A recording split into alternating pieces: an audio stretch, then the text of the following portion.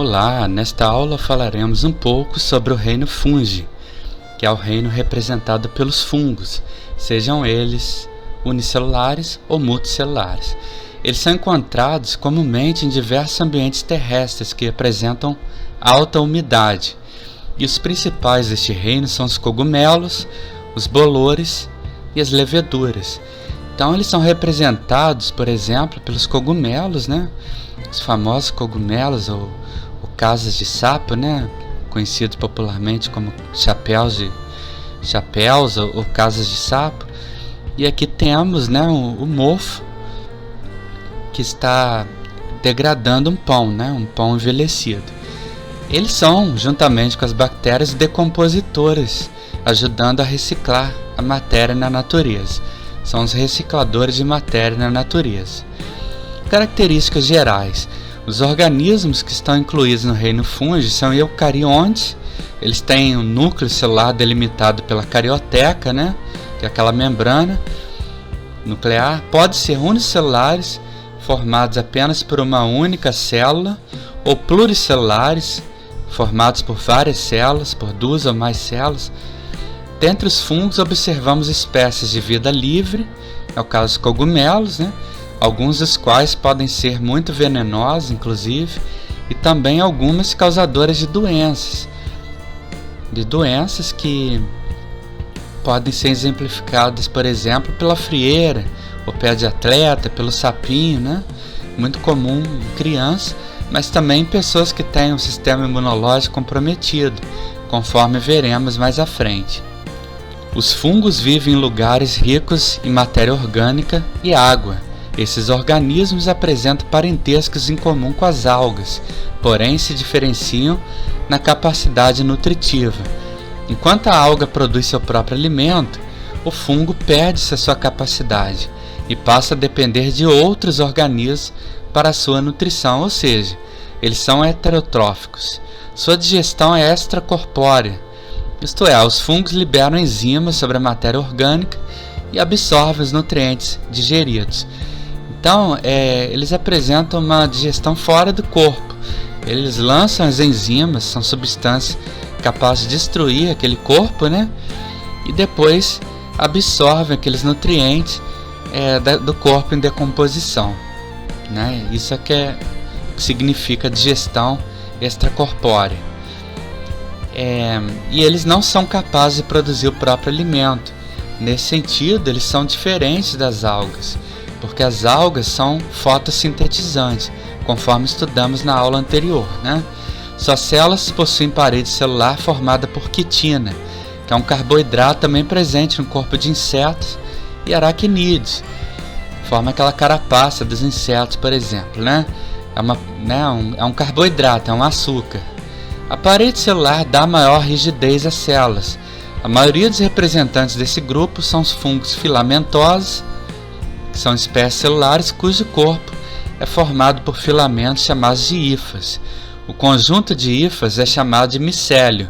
Em algumas dessas espécies multicelulares é formado o corpo de frutificação, que é uma porção externa do micélio relacionada à reprodução e que pode ser visualizada acima do solo. Essa estrutura é popularmente chamada de cogumelo. Então, os cogumelos são formados por muitas células, eles são multicelulares e possuem um corpo de frutificação que fica acima do solo, enquanto na parte de baixo está localizado o micélio, que é constituído por milhares de hifas, por um conjunto de hifas. A reprodução dos fungos é favorecida em condições ambientais de calor, umidade e presença de matéria orgânica, como restos de animais e vegetais. Por isso, que eles facilmente eles podem contaminar paredes após uma chuva, ambientes muito úmidos, como um quintal, um solo. Podem também contaminar alimentos com prazo fora de validade ou estragados, Aquele bolor de pão é um exemplo clássico de um alimento contaminado por fungo. Alguns frutos também, como laranja, e outros, Eles fazem reprodução assexuada por meio de esporos São células reprodutivas que carregam o material genético dos fungos e que possuem a capacidade de formar um novo indivíduo sem ocorrer a fecundação. Nesse caso, ele produz clones, mas também podem se reproduzir por brotamento ou fragmentação do micélio, formando novos indivíduos. Na reprodução sexuada, ocorre um entrelaçamento e a fusão de hifas de dois fungos debaixo do solo. Elas se entrelaçam, essas hifas, e trocam material genético. Existe a troca de gametas e o surgimento de indivíduos com características novas, o que garante a variabilidade da espécie. Ocorre, neste caso, uma troca de material genético. Os fungos participam da decomposição da matéria orgânica morta, como restos de animais e plantas, promovendo a reciclagem de nutrientes no ambiente. Essa é a importância básica do fungo. Sugiro que marquem esse trecho, porque ele é muito importante. Além disso, algumas espécies podem se relacionar com outros seres vivos, estabelecendo, por exemplo, uma relação mutualística. É o exemplo dos líquens. Já ouviram falar de líquens? Os líquens são formados por uma interação mutualística entre fungos e algas, onde ambas espécies são beneficiadas. Nesses casos, os fungos facilitam a absorção de água e sais minerais pelas algas. Já as algas, ao realizar a fotossíntese, fornecem nutrientes orgânicos ao fungo. Os líquens são bastante resistentes a diversas condições ambientais, como calor excessivo e a baixa umidade. Por isso, são observados em ambientes diversos, como desertos e geleiras. Nesses ambientes, os líquens promovem a desagregação de rochas, criando condições favoráveis ao surgimento de novas espécies. Eles são chamados assim de organismos pioneiros e fazem parte do fenômeno que nós chamamos na biologia de sucessão ecológica. Eles conquistam ambientes inóspitos, como geleiras, com ambientes muito frios ou muito quentes, como desertos, ambientes que sofreram processos de impactos ambientais profundos, por exemplo, após atividades vulcânicas, após impactos que destruíram toda a biodiversidade local, como incêndios. Os líquens normalmente são organismos colonizadores, são organismos pioneiros. Eles modificam, numa sucessão primária, as características do ambiente, eles desagregam, ou seja, eles contribuem para a quebra das rochas, criando condições favoráveis ao surgimento de novas espécies, a formação de solos, por exemplo, os diferentes tipos de solos, etc. Os fungos também podem se associar a raízes de plantas, formando as micorrizas. Nessa relação, o fungo facilita a absorção de água e sais minerais pelas raízes da planta, a qual, após realizar a fotossíntese, fornece substâncias orgânicas ao fungo. É outro tipo de interação que os fungos estabelecem com os demais seres vivos, nesse caso com as plantas. Então, algumas espécies de fungos contribuem para a despoluição do ambiente através da biorremediação. Eles ajudam a despoluir ambientes muito poluídos, podendo ser utilizados com sucesso em ecossistemas aquáticos. Para nós humanos, os fungos são importantes na indústria de medicamentos, como os antibióticos. A penicilina, por exemplo, é um antibiótico produzido por fungos. É o primeiro antibiótico, inclusive, a ser descoberto no laboratório do Dr. Alexander Fleming, na Escócia, lá na década de 20. Outras espécies são utilizadas como controle biológico no combate de pragas na agricultura. Além disso, os fungos são comumente utilizados na indústria alimentícia, como na fabricação de queijos, bebidas alcoólicas, pães, porque eles fazem a fermentação. E também, eles são utilizados na gastronomia de diversos países. Então, os fungos, eles contribuem de uma forma muito grande para as atividades humanas.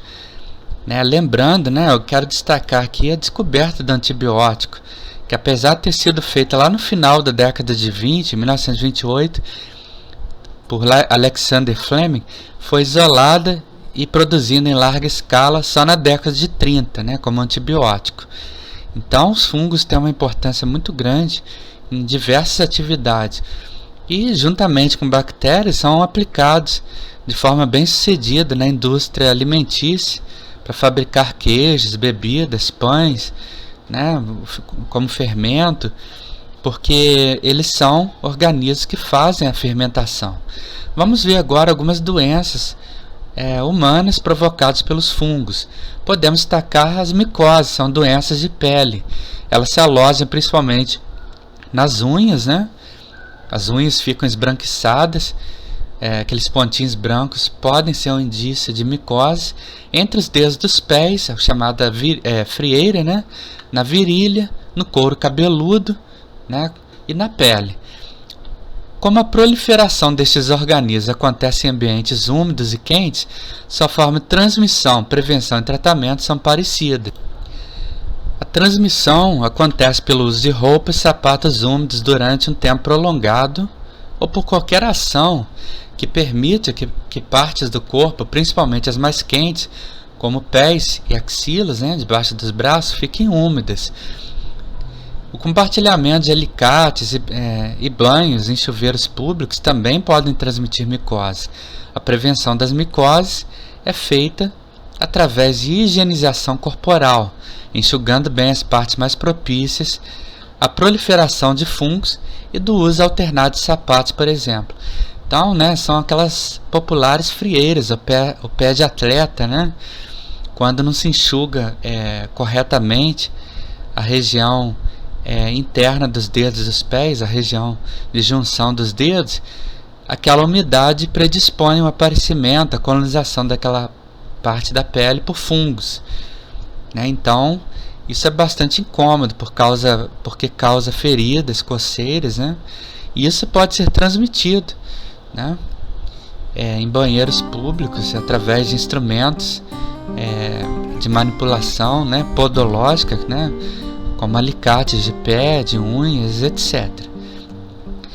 As micoses mais conhecidas são as frieiras, que têm sintomas como vermelhidão, coceira e pele com aspecto rachado, principalmente nos pés.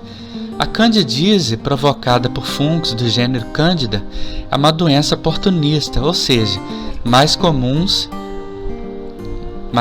em situações onde o organismo está fragilizado. Ela pode se apresentar de duas formas, com surgimento de pequenos círculos brancos que formam placas, principalmente na língua, também conhecido como sapim, e nos órgãos sexuais, provocando coceiras, sensação de ardência e secreção de corrimento de cor esbranquiçada. O tratamento das micoses é feito, né, com base no uso de antimicóticos ou antifúngicos. Eu quero apenas destacar que a candidíase, ou sapim, apesar de ser uma doença comum entre bebês e crianças, né, que ainda têm o sistema imunológico fragilizado, ela não é comum em adultos. Então, ela pode ser um indicativo de que uma pessoa se contaminou com o vírus HIV, que é o vírus transmissor, né, é o vírus causador da AIDS. É uma doença sistêmica, né, causada pela destruição gradativa das células do sistema imunológico. Então, visto que a candidíase, ou sapim, é uma doença oportunista, se aparece em adultos ou adolescentes, né, pode ser, né, uma sugestão para que a pessoa procure um médico, dentista, e investigue a causa. Então, está terminada assim nossa breve aula sobre o reino fungi. Espero que tenham gostado, que tenham aprendido, né, um pouco mais sobre estes seres da natureza, né, estes seres tão curiosos da natureza. E eu gostaria apenas de lembrá-los também que os cogumelos, apesar de serem comestíveis, eles não podem ser consumidos indiscriminadamente na natureza, porque eles podem ser venenosos.